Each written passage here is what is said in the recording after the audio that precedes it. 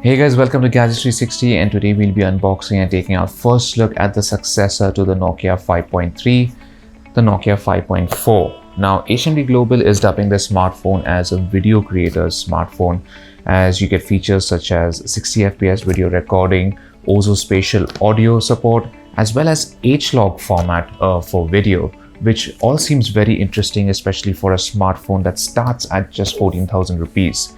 So let's open it up and see what we get inside. But before we do that, don't forget to subscribe if you haven't, and also hit that bell icon so you're the first to know whenever we have a new video.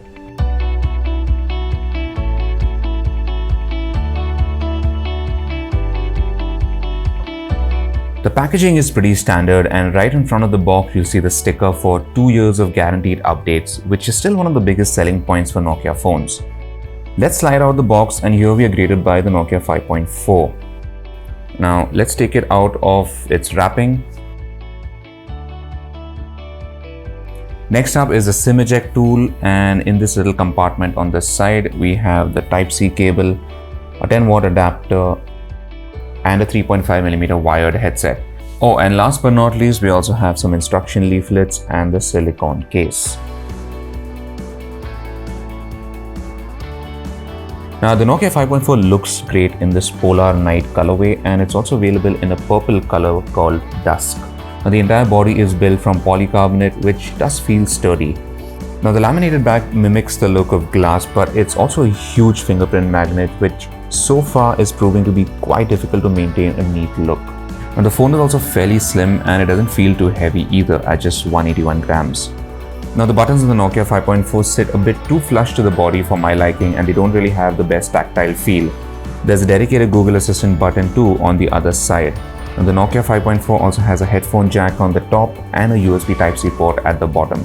The display measures 6.39 inches diagonally, which is nice and large, but it only has a HD Plus resolution, which is a little disappointing for this price segment.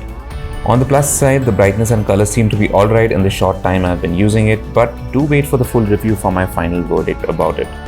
The Nokia 5.4 is powered by the Qualcomm Snapdragon 662 SoC with 2 RAM variants, a 4GB RAM with 64GB storage, and another with 6GB of RAM and 64GB of storage.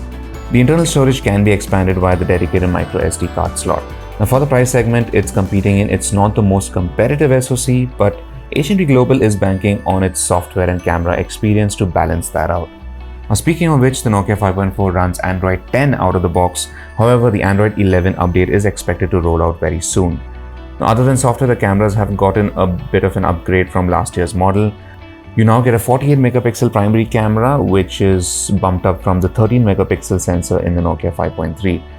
Now, the other sensors include a 5 megapixel ultra-wide camera, a 2 megapixel depth camera, and finally a 2 megapixel macro camera.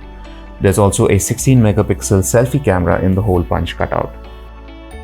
Now, the big new camera feature in the Nokia 5.4 is what HMD Global is calling Cinema Mode, which shoots at 24 FPS in a 21:9 aspect ratio.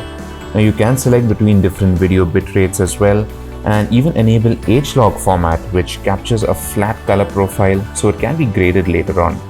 You can also enable manual controls for adjusting the ISO, focus, white balance, etc.